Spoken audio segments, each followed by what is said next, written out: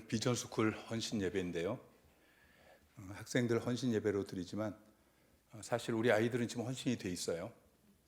그래서 저는 아이들 헌신 예배가 아니라 또 다른 아이들, 그리고 또 아이들을 둔 우리 부모들 헌신 예배로 그렇게 드리고 싶어요. 그리스 신화에 보면은 많은 신들이 나옵니다. 그런데 그 신 중에서 가장 강력한 힘을 가지고 있는 신은 제우스이죠.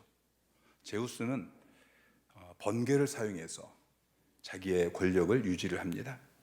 여러분, 번개에는 엄청난 에너지가 있습니다.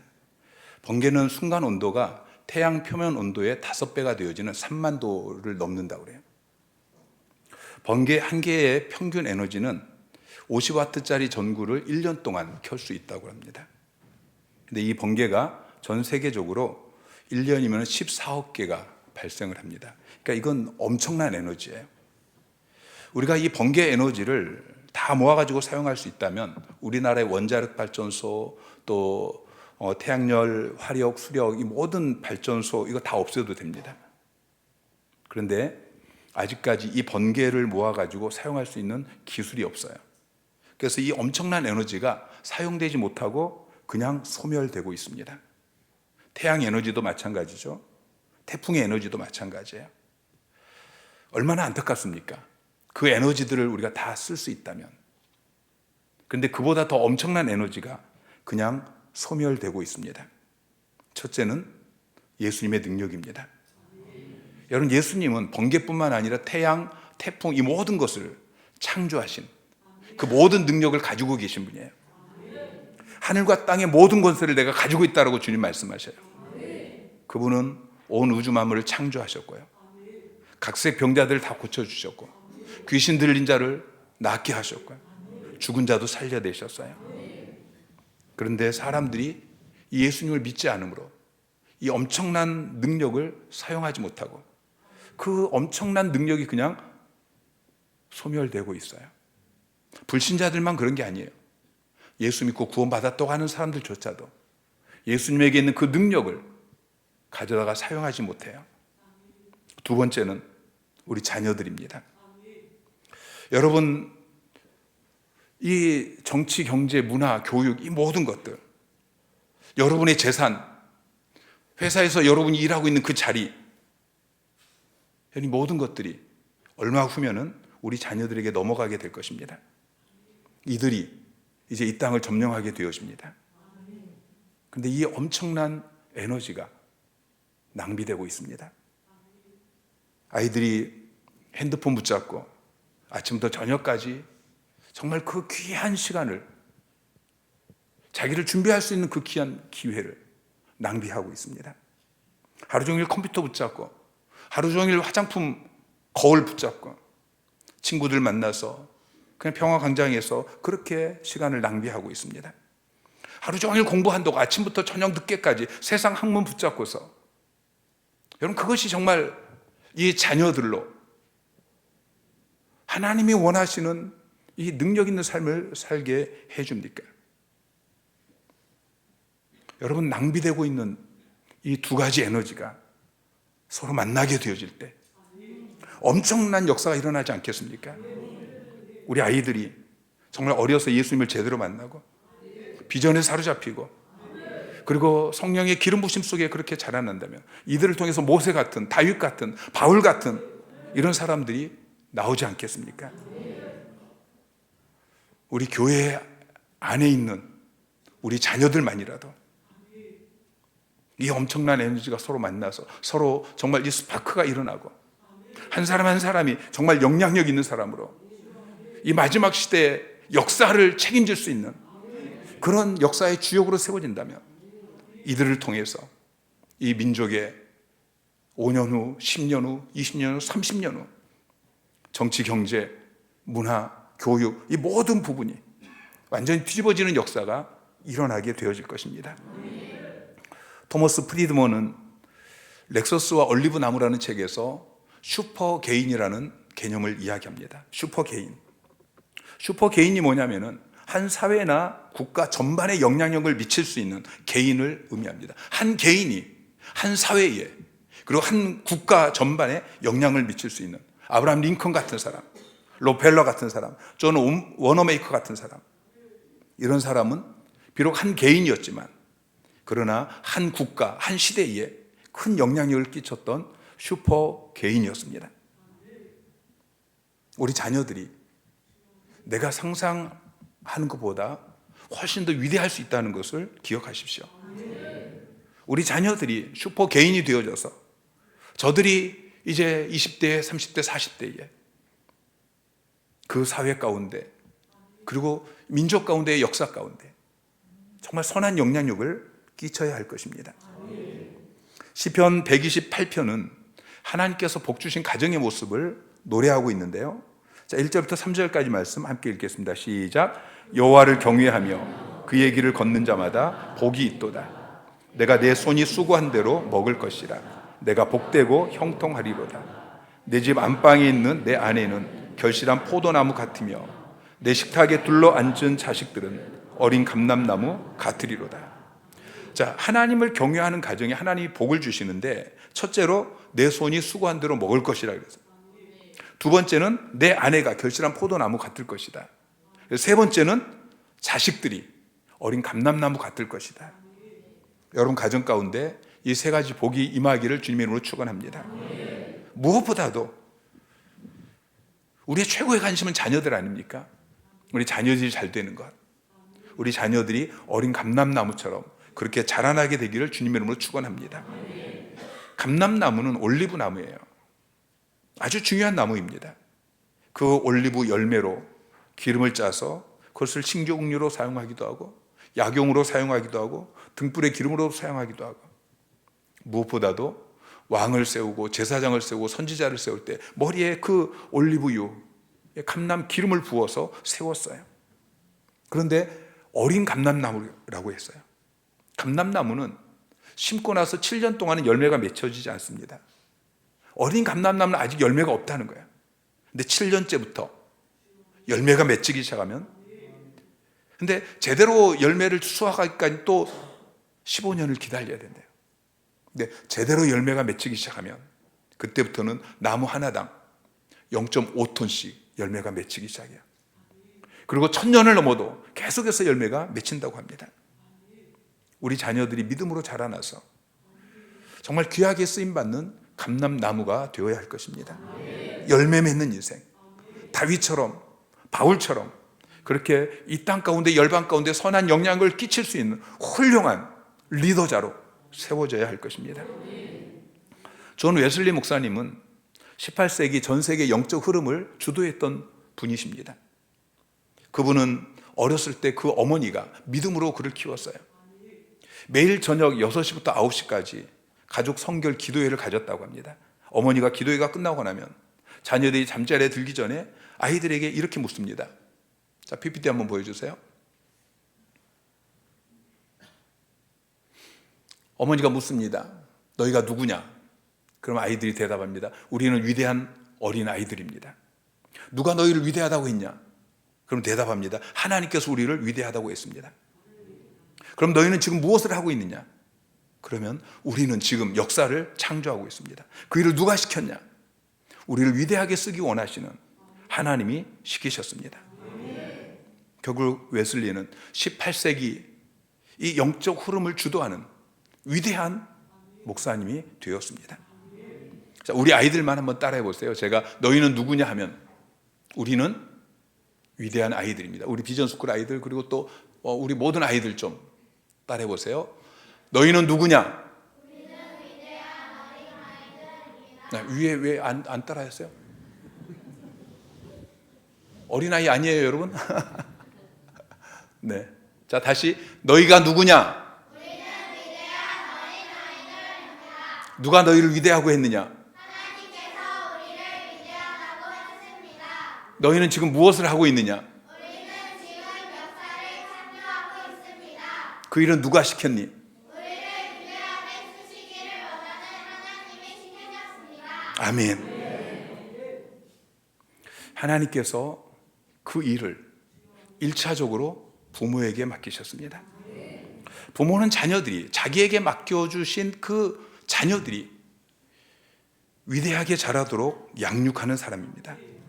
어떻게 양육해야 됩니까? 오늘 본문을 보면은 마땅히 행할 것을 아이에게 가르치라고 말씀하십니다. 가르치라라는 이 단어가 히브리어로 하나크라는 단어를 번역했는데, 이 하나크라는 단어의 의미는 훈련하다, 연단하다, 가르치다, 그런 의미를 가지고 있어요. 영어 성경은 가르치다라는 단어 대신에 훈련하다라는 단어로 번역을 하고 있습니다. 여러분, 훈련이 무엇입니까? 훈련은 단순히 지식을 습득하는 것, 이게 아니죠. 이건 가르치는 거예요. 그게 아니고 몸에 배도록 하는 것, 이게 훈련입니다. 마땅히 행할 것을 아이들이 몸에 배도록 그렇게 훈련시키라고 말씀하고 있습니다. 그러면 늙어서도 그것을 떠나지 않게 된다고 말씀하고 있죠. 요즘 우리 자녀들은 배우는 게 너무 많아요. 아이들이 바쁘대요. 시간이 없대요. 정말 시간이 없어요. 학교에서 배우는 과목도 많고요. 학교가 끝나면 또 피아노 학원, 웅변 학원, 태권도 학원, 너무 바빠요. 그런데 그 중에서 정말 마땅히 행할 것이 있습니까? 자, 이제 나이가 40대고 50대여져서 볼 때에 그때 배웠던 것이 정말 우리 인생에 정말 필요한 그것들이었습니까? 3살 버릇 80까지 간다고 했는데, 아이들에게 가르쳐서 늙어도 그것을 떠나지 않아야 될, 그 마땅히 행해야 될 그것은 성경에 기록되어 있습니다. 그래서 부모들은 자녀를 양육할 때 가장 먼저 성경을 가르쳐야 됩니다.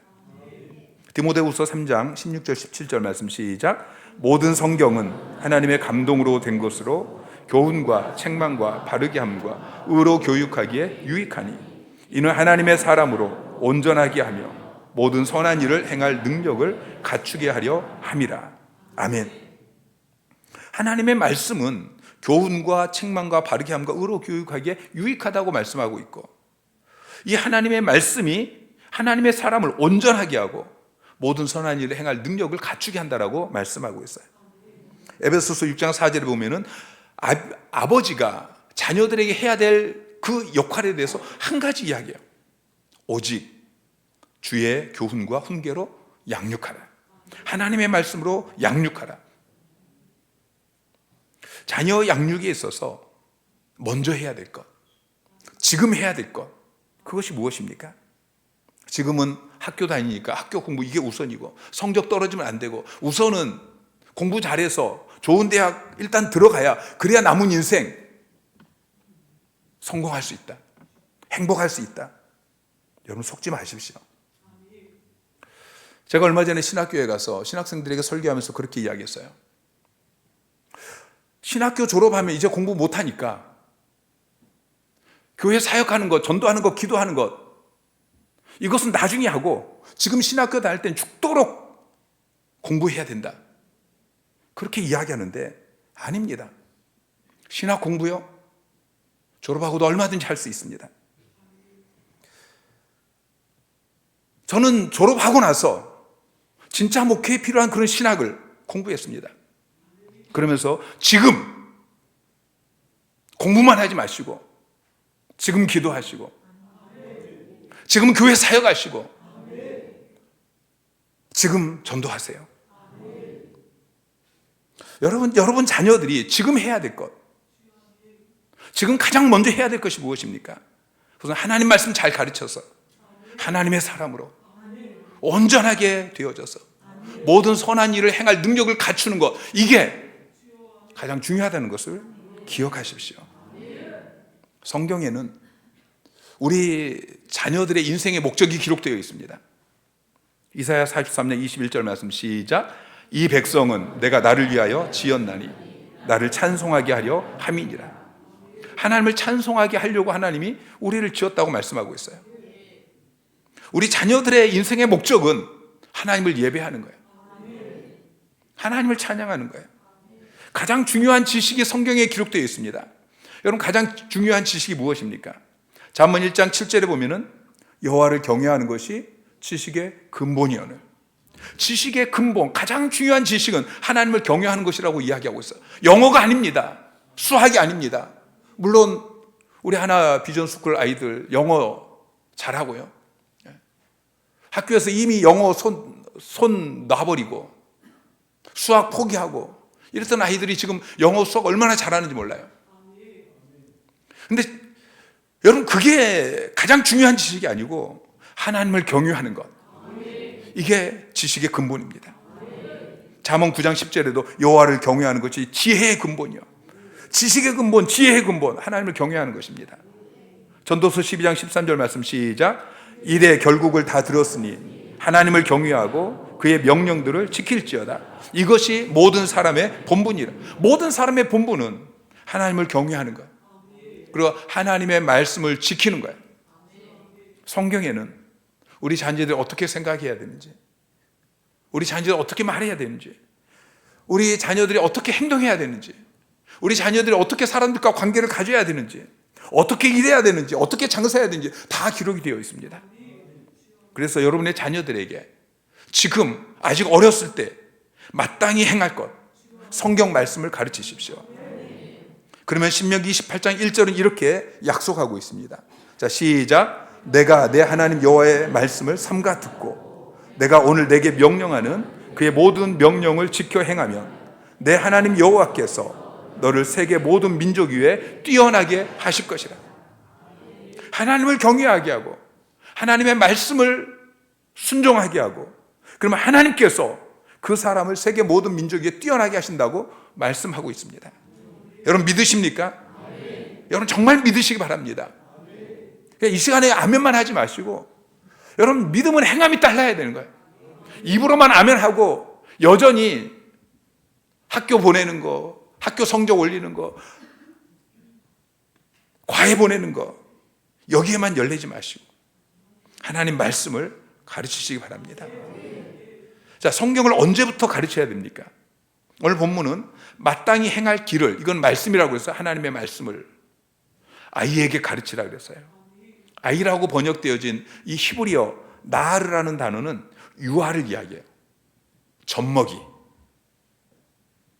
젖먹이 때부터 성경을 가르치라고 말씀하고 있습니다. 자, 신명기 11장 18절부터 시작.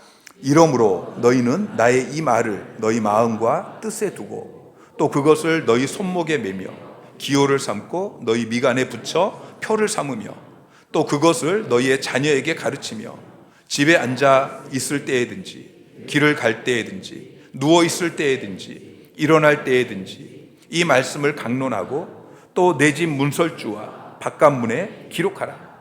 너희 자녀들을 가르치라고 이야기하고 있어요. 말씀을 손목에 매어 기호를 삼고 미간에 붙여 표를 삼고 집에 있을 때든지 길에 갈 때든지 누워 있을 때든지 일어날 때든지 이 말씀을 가르치라. 여러분 자녀들에게 말씀을 가르치십시오. 뱃속에 있을 때부터 말씀을 읽어주세요. 아이가 이제 말을 하기 시작하면 그때부터 하나님의 말씀을 읽게 하세요. 암송하게 하세요. 말씀으로 교훈하세요. 다음으로 미루지 마세요. 내일로 미루고 내년으로 미루지 마세요.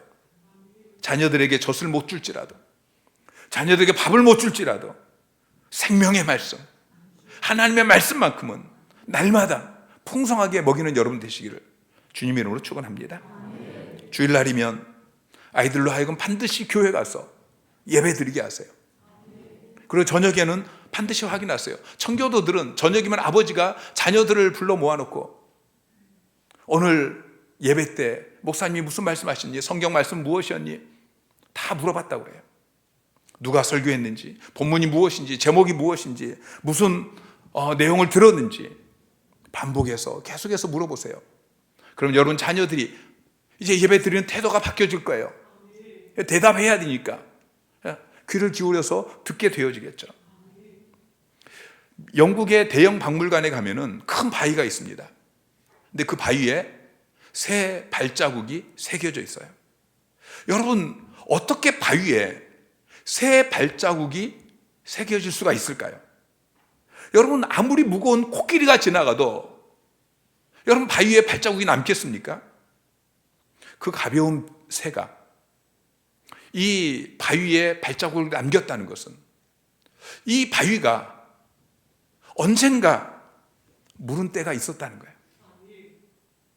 새가 거기 앉아도 발자국이 새겨질 만큼 물은 때가 있었다는 것이죠. 그렇게 바위가 물렁할 때 새가 밟으니까 발자국이 새겨질 수 있는 거예요.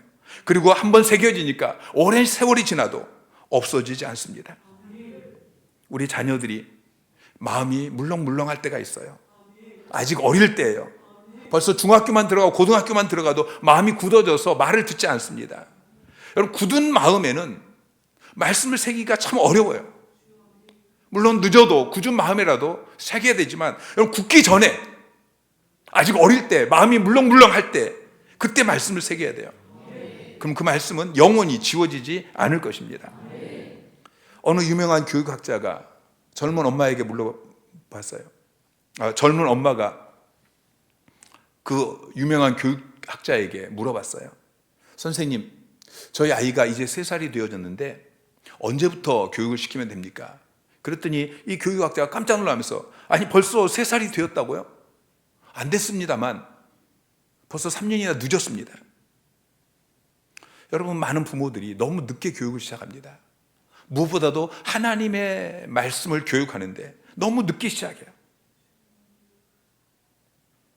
다윗은 시편 71편 17절에 이렇게 고백합니다. 하나님이여, 나를 어려서부터 교훈하셨으므로 내가 지금까지 주의 기이한 일을 전하였나이다. 어려서 받은 그 말씀의 교훈이 자기를 한평생 지배하고 있다고 고백하고 있는 거예요. 모세는 젖먹이 때 자기 어머니에게 잠깐 신앙의 교육을 받았어요. 마땅히 행할 것, 그것을 자기 어머니에게 잠깐 배웠어요.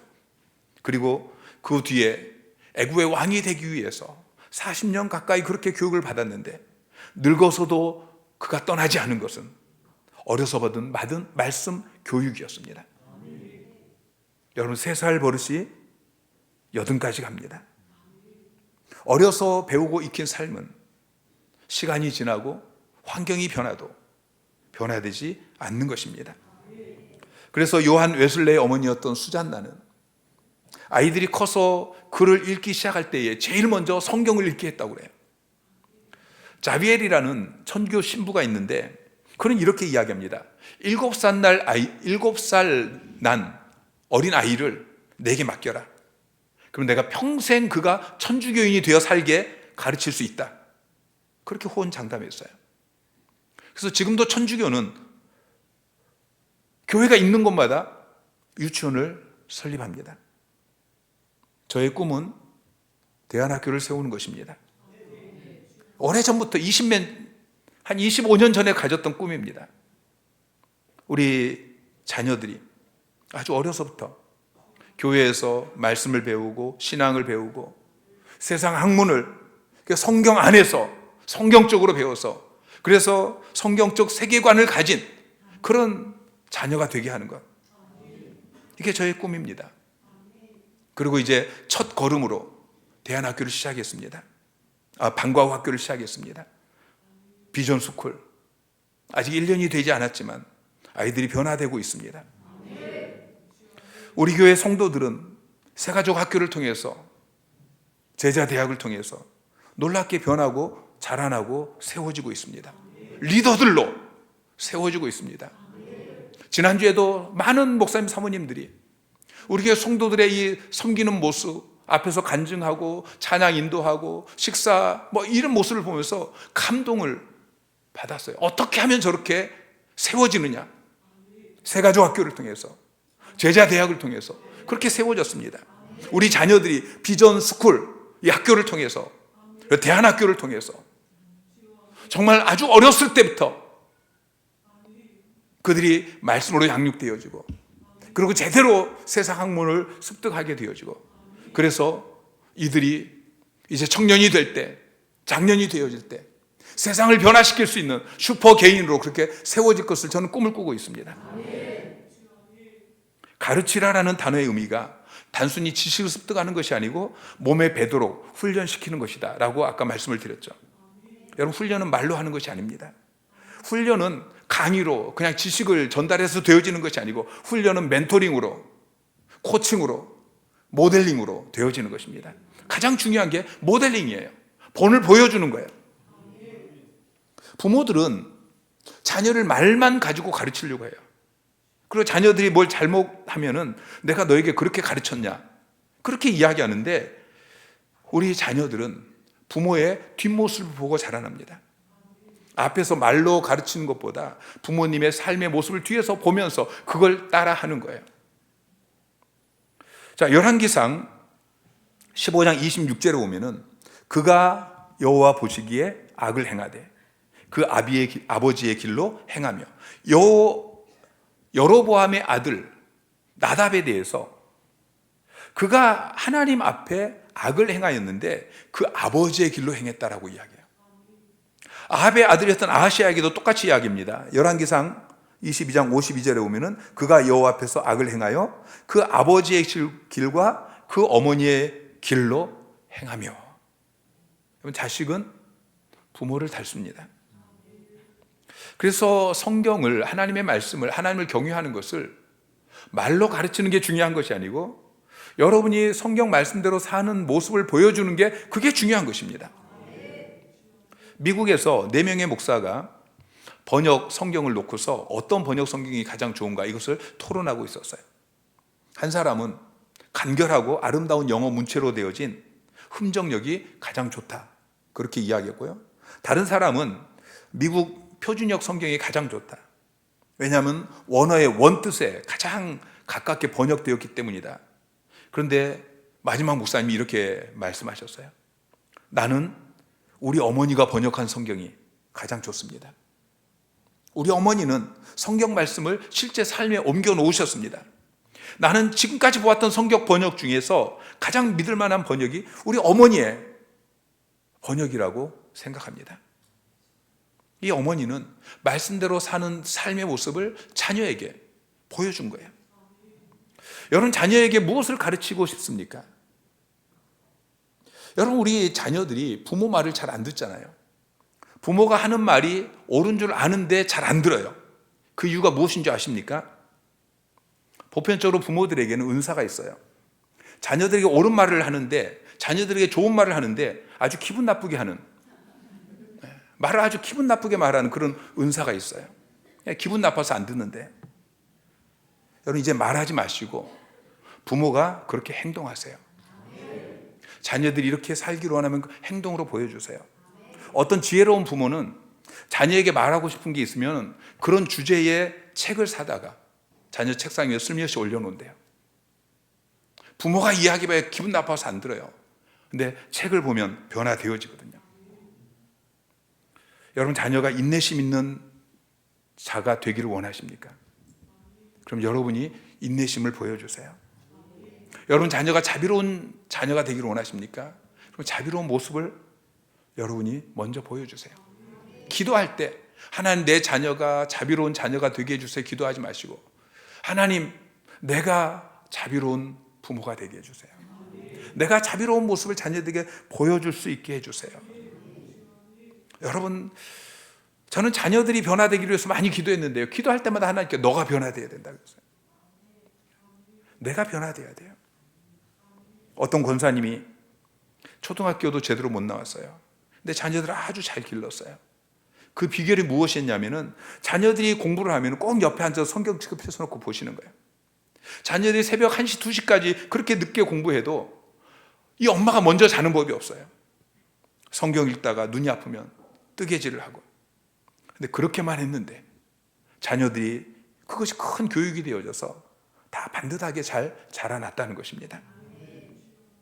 엄마는 텔레비전 보면서 자녀에게 공부해라, 이건 말이 안 되는 이야기죠.